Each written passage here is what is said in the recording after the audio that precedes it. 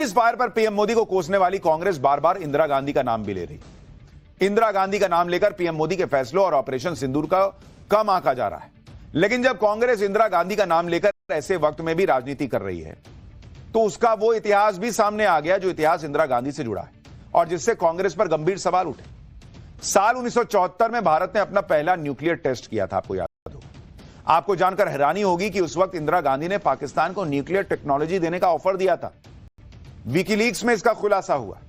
इंदिरा गांधी ने पाकिस्तान को शांतिपूर्ण इस्तेमाल के लिए न्यूक्लियर टेक्नोलॉजी देने का ऑफर किया था, यह जानते हुए भी कि पाकिस्तान किस तरह का देश है।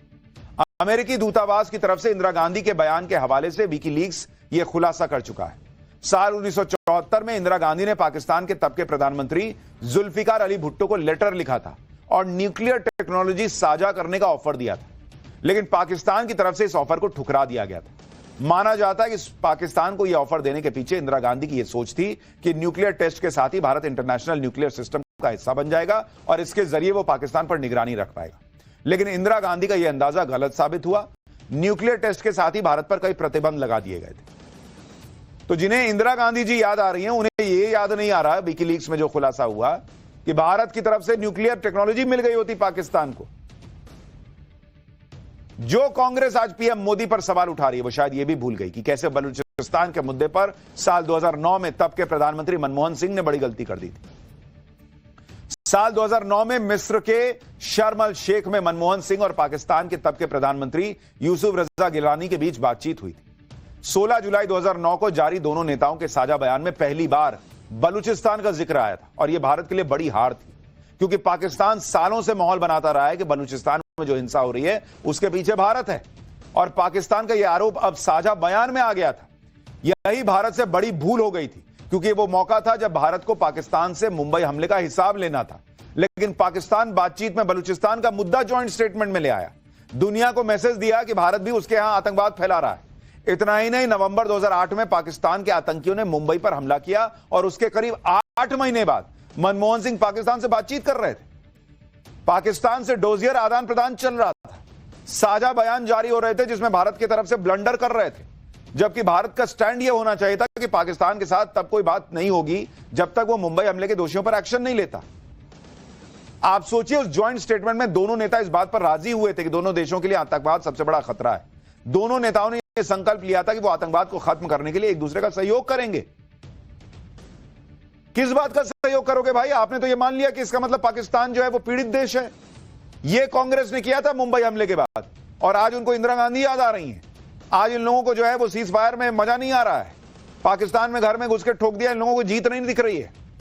इतना ही नहीं, उस बयान में मनमोहन सिंह ने पाकिस्तान से मुंबई हमले के आतंकियों पर कार्रवाई करने को कहा तो पाकिस्तान ने उन्हें भरोसा दिया कि उनसे जितना संभव होगा वो करेंगे। पाकिस्तान के प्रधानमंत्री ने उस वक्त मनमोहन सिंह को मुंबई हमले की जांच के लिए एक अपडेटेड डोजियर सौंपा और मनमोहन सिंह से अतिरिक्त जानकारी मांगी, जिस पर मनमोहन सिंह ने कहा कि वो इसका रिव्यू करेंगे। मतलब वो ये माने बैठे थे कि पाकिस्तान अपने यहां के आतंकी जो उसने खुद भेजे उन पर एक्शन लेगा। ये मनमोहन सिंह थे, ये कांग्रेस की सरकार थी जिन्हें घर में घुस के ठोक दिया तो सीज फायर क्यों किया, ये क्यों किया, वो क्यों किया, आज सवाल पूछ रहे हैं। कहानी यहां भी खत्म नहीं हुई। दोनों नेताओं ने यह भी तय किया कि वो आतंकवाद के मुद्दे पर रियल टाइम और पुख्ता जानकारी साझा करेंगे। मतलब जो देश आतंकवाद फैला रहा है, कांग्रेस की यूपीए की सरकार मान रही थी कि वो उनको बताएगा कि कब मेरे आतंकी आने वाले हैं, सुनिए हम भेज रहे हैं। और उन्होंने माना कि बातचीत ही एकमात्र विकल्प है आगे बढ़ने का। इतना ही नहीं, आतंकवाद पर एक्शन और बातचीत को अलग अलग कर दिया गया। मनमोहन सिंह ने कह दिया कि वो पाकिस्तान के साथ सभी मुद्दों पर चर्चा करने को तैयार हैं, जिसमें पिछले मुद्दे भी शामिल हैं। आप सोचिए बॉस, इस तरह की सरकार थी इस देश में जो पाकिस्तान को ठोकना तो दूर, पाकिस्तान से बातचीत कर रही है, ज्वाइंट स्टेटमेंट में बलूचिस्तान ले आ रही है।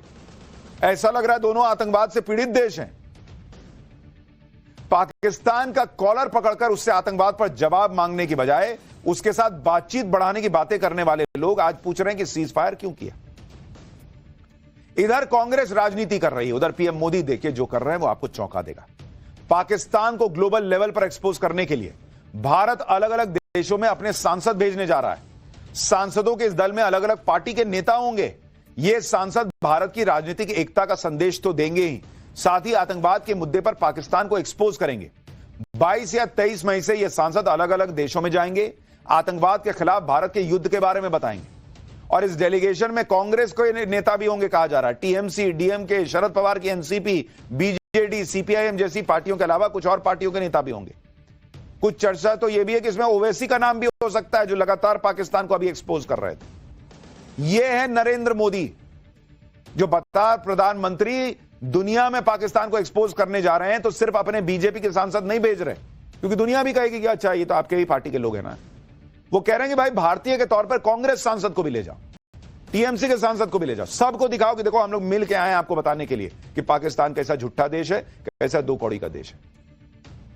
लेकिन पीएम मोदी के इस स्टैंड में भी कांग्रेस को खोट दिख रही है। कांग्रेस की तरफ से कहा जा रहा है कि PM Modi all party meeting में नहीं आए, संसद का विशेष सत्र बुलाया नहीं, और अब अचानक से डेलीगेशन भेजने की बात आ गई। हालांकि अब कांग्रेस कह रही है कि वो अपना डेलीगेशन भेजेगी। सांसदों का जो दल जाने वाला है उसमें अनुराग ठाकुर, मनीष तिवारी, प्रियंका चतुर्वेदी, संबित पात्रा और शशि थरूर का नाम है। हालांकि शशि थरूर को लेकर कांग्रेस के अंदर काफी घमासान मचा है। ऐसी खबरें हैं कि सीजफायर पर मोदी सरकार का बचाव करने की वजह से पार्टी उनसे खुश नहीं है। इस संबंध में जब शशि थरूर से सवाल किया गया तो उन्होंने कहा कि एक भारतीय होने के नाते उन्होंने अपनी बात देश और दुनिया के सामने रखी। यानी विपक्ष के जो नेता भारत में पीएम मोदी पर सवाल उठा रहे हैं, वो अब दुनिया में ऑपरेशन सिंदूर की वाहवाही करेंगे। पीएम मोदी के इसी दांव ने विपक्ष को फंसा दिया है।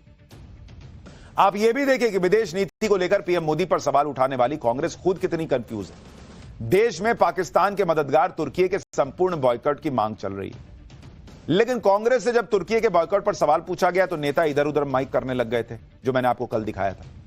अब आप यह भी देखिए कि यहां कांग्रेस नरेंद्र मोदी के खिलाफ माहौल बनाने में जुटी है, उधर नरेंद्र मोदी के खौफ से असीम मुनीर की कैसे नींद उड़ी है। रिपोर्ट्स में दावा है कि पाकिस्तानी सेना के हेडक्वार्टर को अब राजधानी इस्लामाबाद में शिफ्ट किया जाएगा। खबर यह भी है कि पाकिस्तानी फौज ने रावलपिंडी में अपने हेडक्वार्टर में बोरिया बिस्तर समेटना शुरू कर दिया है, और जिस असीम मुनीर के बारे में खबरें चल रही थी कि वो भारतीय हमलों से डरकर बंकर में छिप गया था, वो असीम मुनीर भी रावलपिंडी छोड़कर इस्लामाबाद शिफ्ट हो चुका है। यानी पाकिस्तान की सेना अपना हेडक्वार्टर बदलने जा रही है, क्योंकि उसने देख लिया भारत तो भाई रावलपिंडी में हेडक्वार्टर को निपटा सकता है। इसलिए असीम मुनीर ने आर्मी हेडक्वार्टर को इस्लामाबाद शिफ्ट करने का फैसला किया। खबर है कि असीम मुनीर तो भारत के हमलों के बाद से रावलपिंडी में अपने दफ्तर गया ही नहीं है। यह है भारत का डर, जो असीम मुनीर के चेहरे पर अभी तक दिख रहा है। आप देखिए कल शहबाज शरीफ के साथ घास कि ऑपरेशन सिंदूर अभी खत्म नहीं हुआ है। जो कुछ भी हुआ है वह सिर्फ एक ट्रेलर मात्र था। अब जब समय आएगा, जब भी सही समय आएगा, तो हम पूरी पिक्चर भी दुनिया को दिखाएंगे। रक्षा मंत्री राजनाथ सिंह ने तो क्लियर कट कह दिया है कि पाकिस्तान के लिए अभी पिक्चर खत्म नहीं हुई, लेकिन पाकिस्तान भाई अपनी बिग चल नहीं पाया, तो तुम किस बात का जश्न मना रहे हो? पाकिस्तान के पत्रकार तक कह रहे हैं कि शहबाज शरीफ को तो नाकामी की मुबारकबाद देने की आदत है। यह आदत उन्हें कहां से पड़ी, यह भी सुनो।